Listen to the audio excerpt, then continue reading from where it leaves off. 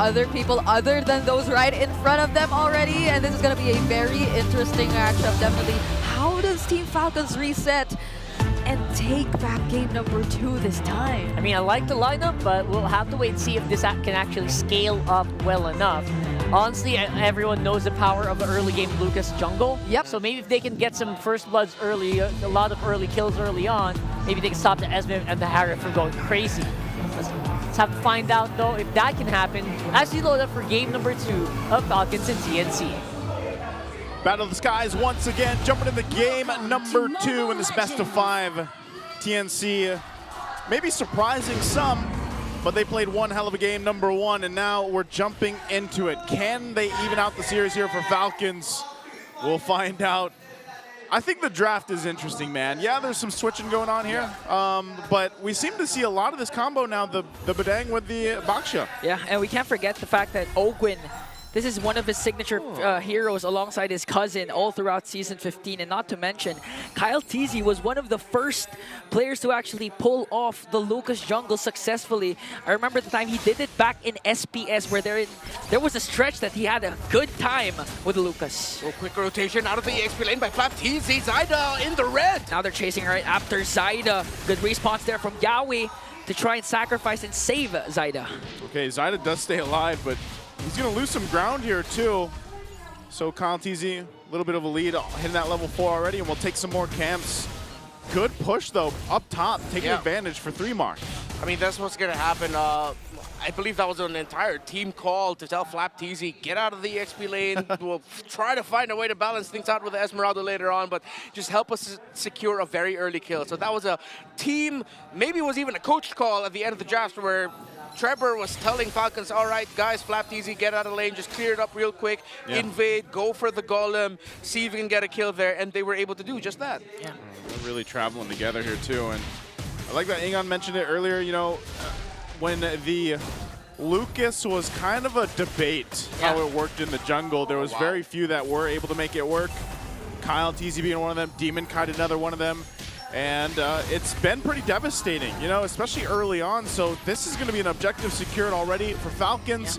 First turtle of the game goes in their hands. Yeah, and there was the strong start that Rockhard mentioned a while ago that can happen if you have a Lucas jungle. And if I can recall correctly, Kyle TZ mentioned that the reason why his Lucas actually performs well in international events is because it's harder to pull it off locally. Oh, that's what he said? Yeah, that's what he said. I asked the question. All right, Kyle. That's a little heated there, Ingon. You know? What are you trying to say about the other region? That came from Kyle TZ. Yeah, I mean, backtrack. We're messing with you. Redmar, you were there. You were beside me. Yeah, I know. We were doing the interview at the same time. Yeah, you got Yeah. All right, so I'm interested to see how else Flap TZ is going to be playing this game, because you're definitely not going to win the lane up against the Esmeralda as a Baksha. The best that you could do is just beat the Esmeralda in map presence, which so far he has done. Well, for one big rotation. How many more times can he do that? Well, let's see.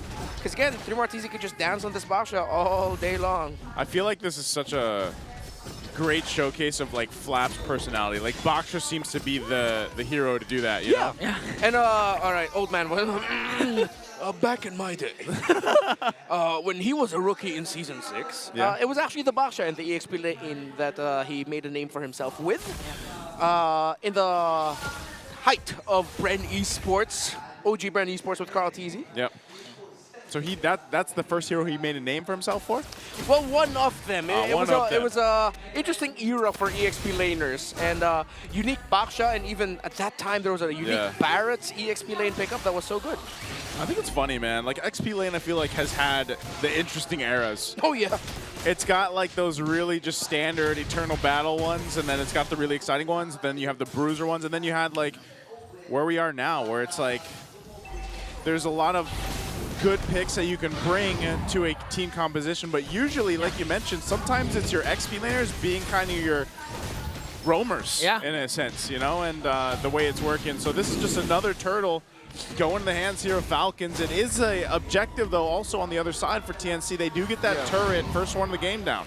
Yeah, so TNC rotating topside of Turtle 2. They fully understood that the weak side is the EXP lane in the lineup here of Falcons. Just broke down that tower. 3 more TZs getting items. very well.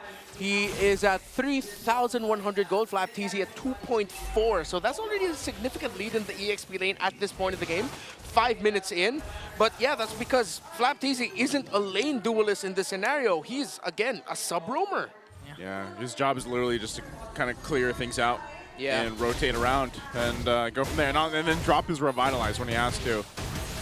Part of that, too, is obviously the passive that comes with it. So I think this is, you know, if we were looking at anything from game one where Yawi was so aggressive and proactive on the Kalea, he's going to have a little bit of a different time here. Hold on, bottom lane. Shield Unity connects onto Benecute. He has to use the Zaman Force. Falling Star Moon 4-3 Martizi paired up with the real world manipulation. But still no casualties for both teams. Yeah, got a great formation there by Falcons. And you see Flap TZ full utility right now. It's Ogwin who's going to be... It's in his hands for the setups. Yeah. And holding on to it. A much better game, definitely this time around by Falcons. Even though they lost the tower up top, they're equalizing it. They have a very slight gold lead. And yeah, they can just rotate the well at this point compared to game number one where they just felt helpless. Yeah, this one is a lot more standard, I would say, and clean, at least for Falcons, with this kind of lineup that they can play with.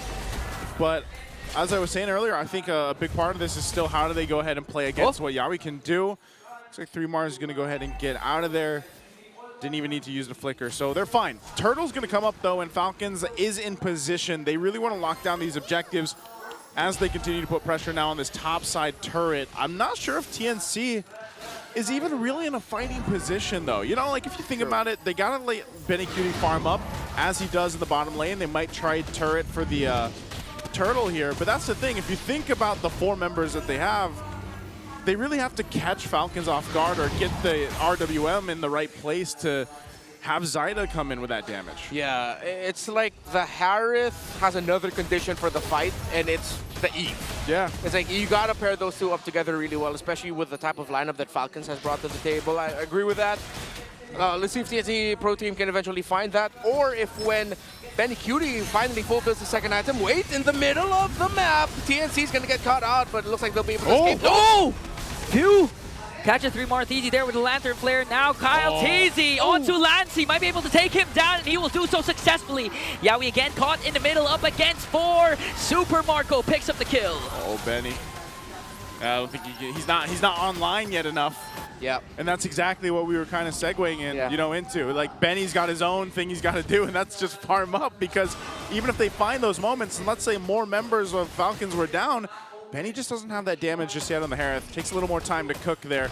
So that's another turret that will fall. Falcons bringing the lead now just about to 3,000 gold or a little more. Yawi, he's going to pop that conceal. He's like, I got to get out of here. Yeah, he has to. Kyle TZ spots out his oh, no. walk now. Even used the red re-up against 5. Yawi, where are you going to go? Where are you going to look? Who's going to get the kill? Of course, they're going to bring it to Super Marco. Ooh, turned him into a Sky Piercer stack. Yeah. Well, what a punish there by Falcons. And yeah, TNC Pro Team have completely left their comfort zone from game number 1. As it seems like what works for Falcons is to just pick up beefy dudes that can just run over you. Literally what they are in real life. That's true. That's what I'm saying. You know, the Baksha kind of fits the Flap persona, you know? All he needs, all the Baksha needs is a skin where he can actually, like, flex while he's rolling around. Yeah, I think we're just going to see a lineup full of shirtless dudes for the rest of the series for Falcons, and it just works out for them, just muscles on muscles. Dude, with a mage. MPL Philippines needs to do a piece of content where they take the Onyx boys and the Falcon boys, and they have, like, a lift-off or something. Oh, yeah. And you should host it nice, too. And I'll host it. Yeah. We can host it, you know? Yeah. Renmar can host it. Renmar's a gym guy, too. Yeah. How do you see the scalps? Yeah, he's got the best calves out of everybody, dude. That's actually true, That's folks. actually true. We are not capping. We're not calving. Okay, Yawi. All right. Yawi flickers in, already cast the ultimate, but they were prepared for it as Kyle TZ picks up a kill, and the Lord. Benecute doing his best, but Ogwin catches him. Here comes Zyda from the back, zoning out every single member. 4 Phoenix Army down through Martizi, has to flicker out. Was able to get away, but Falcons, no casualties, plus the Lord. It's so violent. It's a lineup jacked up on like 20 grams of creatine. Each. with a mage. You don't have to loading phase, guys. You can just take the 5 grams a day. TNC has no kills. After what they did to Falcons in game number 1, Falcons are just running over them right now. Pure stampede. This is literally brute force. Yes, brute force. This is what they just called back to. This is what they were doing in Season 6. Well, not really, because Carl TZ was playing Marksman and Assassins at the same time back then, but it's just dudes on dudes. Yeah, and this is a pretty bad situation to be in. I mean, okay, Yawi, you'll get out of there, but man, like again, you're almost 8,000 gold behind. Shield's already popped in the mid and the bottom. The Lord is still up here, so that top turret shield's gonna go down too. And this is looking a little dire for TNC. It just feels like the fire that they had on the Phoenix from game 1 has been doused out for now. Yeah. Well, to be fair, TNC, even Benecutie had more kills than the whole squad of Team Falcons. They took it personally. 0-9 so far, but who knows? Maybe one Hail Mary play from Yawi. One good ultimate can turn the tides for them. Yeah. But with the 7.5k gold lead, even if TNC manages to wipe out Falcons, they're easily going to bounce back. Yeah, I mean, the draft philosophy of Falcons here is similar to what TNC Pro Team showed in game number 1. In game number 1, it was everything for the 1-1. Yeah. This lineup is everything for Super Marco. They did that in game number 1 too. It was also a Granger, but it just didn't fare out well. The TNC lineup was purely better. But here this time around, now that they have significantly more damage that can be up in your face, can throw his body, still deal a significant amount of damage in the Lucas compared to the Suyo, then yeah, you're gonna have an easier time around. I feel like this is what Falcons wanted to do in game number 1, except this time they have a much better piece in the Lucas, and they don't have to worry about the 1-1. And the big part of this box and why he's popping up so much too is the fact that the amount of pressure that he brings, where like even if you're just rolling around and you're not actually planning to initiate, but you just kind of do that fake out jump, you know, like that's enough to keep people from guessing or initiating themselves. And it's a way that Falcons can play, or any team rather, that takes that box.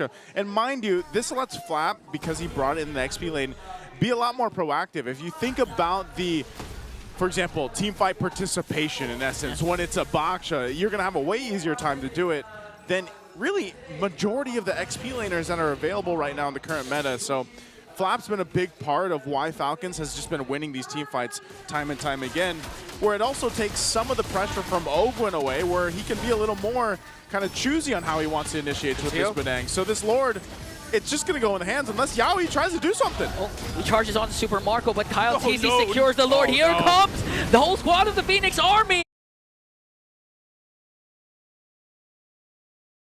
But the first target there is Benecutie as a Falcon clapback is there. They pick up 3 Martizzi, surrounded by 5, and instantly demolished him. He walked into the gym without a membership. Not like that. That's walking to the gym without your headphones. You're like, yeah, I'm going to go home. I'm going to roll that.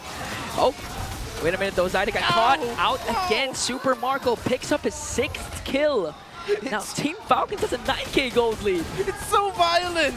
TZ has 0 kills. I mean, I gotta commend Yaoi for him trying to drop the portal down onto Super Marco, but he got the flicker out, dash out in time. And when the rest of TNC came in, they're right in the middle of the Juicens Lantern, and then everyone else on the side of Falcons. That's a really, oh man, this is, I don't know if they end it here. Do they end it here? Yeah, they can. Ogun flickers in. Here comes the real world manipulation though. Benecutie trying to work on Ogun, but lacks the damage. As the Lord being worked on here by TNC, Benecutie already popped his Zaman Force, and Yaoi just got bursted down by Super Marco with a Piercer of 770 stacks. Minions onto the middle lane. Kyle TZ with Unleash the Beast, and Team Falcons might be able to win this game without a single death. Kyle TZ though, Winter Crown play, clutch a triple for Super Marco. Benecutie left, and Team Falcons with a huge bounce back. Super Marco capped it off with a maniac. Yeah, TNC got kills, but no, that was a violent victory for Team Falcons Philippines. Hey, Super Marco was like, Benny, I